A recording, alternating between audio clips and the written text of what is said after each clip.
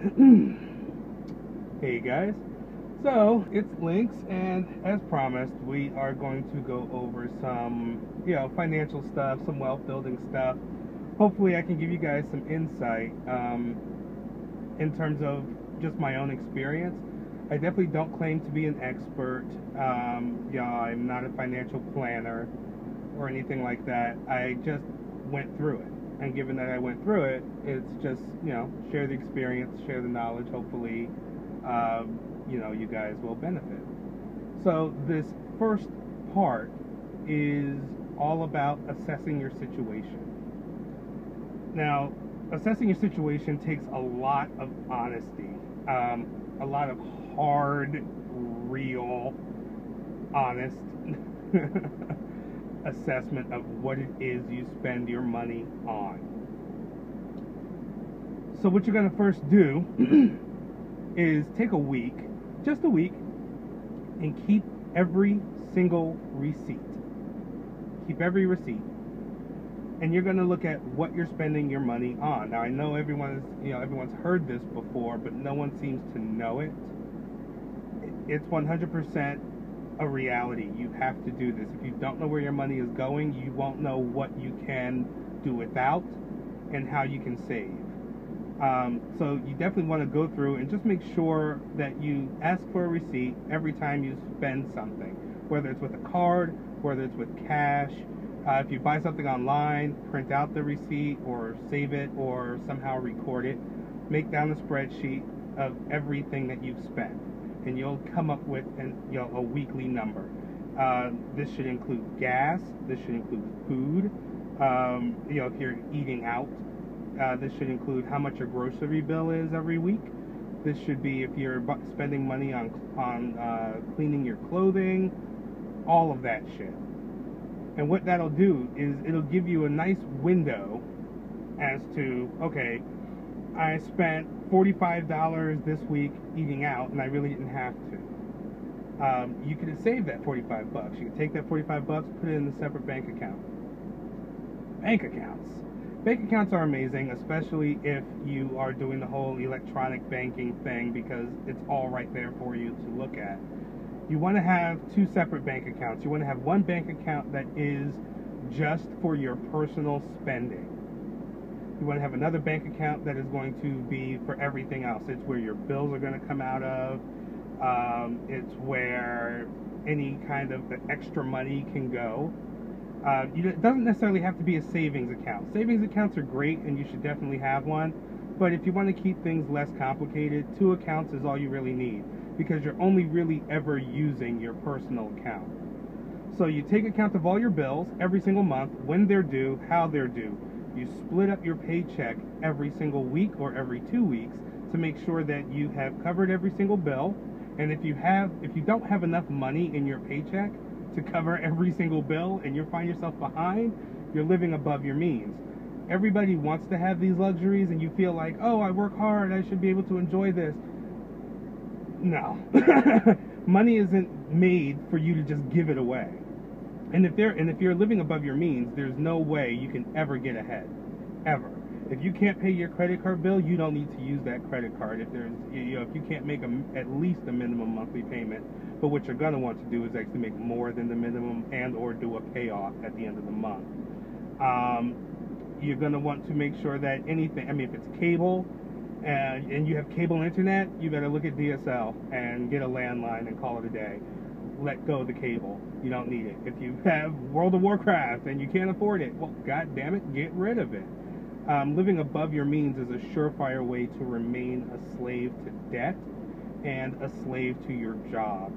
And the whole point is freedom, right? So you're living below your means. You're keeping track of all your money, what you're going to do with your spending money, and you really should only be giving yourself as much as you can afford. You want to make sure all your bills are paid. I know a lot of people will say pay yourself first. No, don't pay yourself first. Pay your bills, because those are the things that will hit a credit report.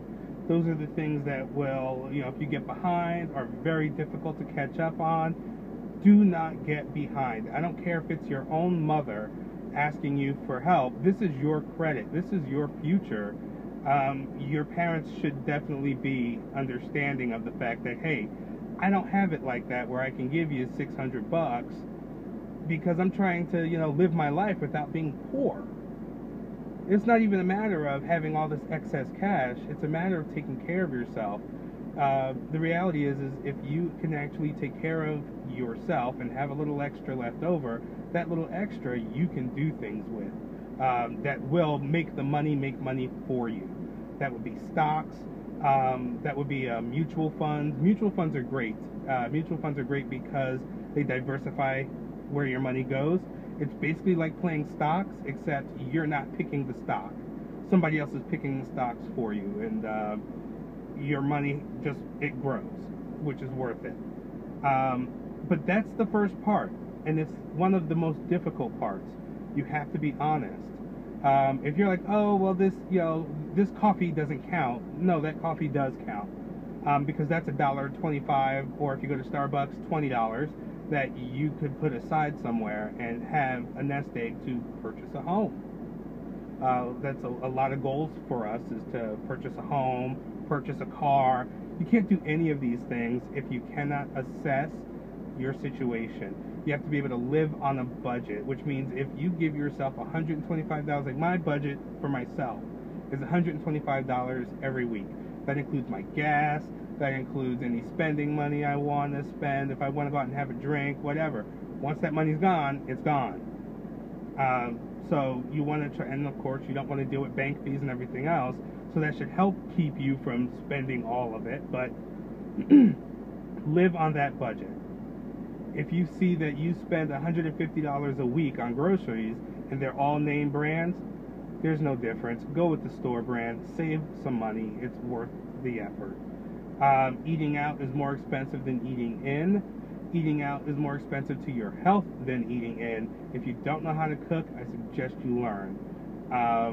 It's a situation where the difference between $5 to make a meal that can actually last you 2 or 3 days versus 20, 30, 40 bucks for a pizza and some fries and shit or whatever the hell else people want to order. If you cannot afford it, don't do it. You can't afford to eat out every night. Nobody can, except they're rich. And you don't want to waste your money. It's not about giving your money back to the man that gave it to you. So I hope this first one is a little helpful. It gets a little better once we start talking about your credit, which is the next one, and then looking for a home and the process of purchasing a home. But this first step, very first step, and if you can't do this, be resigned to being a slave for the rest of your life. That very first step is assessing your situation, being honest about what you need versus what you want, and then in order of importance, you go down what you want. What you need is always going to be what you need. If you need medication, then you need to make sure that there's money put aside for that medication. You need it. But do you need to go to the movies 3 times a week? No. Do you need to buy video games twice a month? No, you don't. You don't need to do any of that. Which one of those is more important to you? Well, if you're a movie buff, movies might be more important to you. So how about you forego the video games and you only do the movies once a month? You have to be honest about what you can live with and what you can't live without. And that's it. If you're not going to be honest about it, and if you're not going to be disciplined about it, because the discipline, this is what makes it hard. The honesty and the discipline. If you know that you smoke a pack a day and they're $10 a pack, switch to vaping. Why? Because for 12 bucks, you can buy a bottle of nicotine that will last you a month, and that's $12. So understand, $12 versus in a 7-day week, $70+ for cigarettes. Do you need it? You don't, and it's only damaging your health anyway. You have to make those changes, and if you are not willing to make those changes, this is not ever going to work. Nothing I say from this point forward is going to amount to a hill of beans. I know this sounded like easy stuff, but you have to crawl before you walk, and I wasn't going to go into the process of credit and fixing your credit or establishing your credit without giving you how to use a pencil, how to use the paper, how to use pens. So that's what you got. That's what this is all about. You guys are going to come away with a lot of information and a lot of knowledge that will enable you to actually free yourself. I'm thinking that a bonus is going to be how to work for yourself on the side. Because if you have the discipline to get up in the morning and work for the man, then you've got the discipline to get up in the morning and work for yourself. But don't get it twisted. Sometimes you still have to work for the man while working towards your independence of the man. And I'll go over that too. That'll be the bonus at the very end of the series. I guess it'll be video number 5 on Friday. Otherwise, this has been Lynx Savage with your morning commute. I'm hoping that you guys, like, subscribe, share. Definitely share. Information and knowledge is power.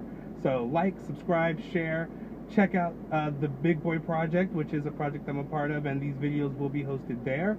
And like I said, don't forget to subscribe to Brutal Lynx. You can check me out on Twitter at Lynx Savage. You can look up Brutal Lynx on Facebook and like the Facebook page.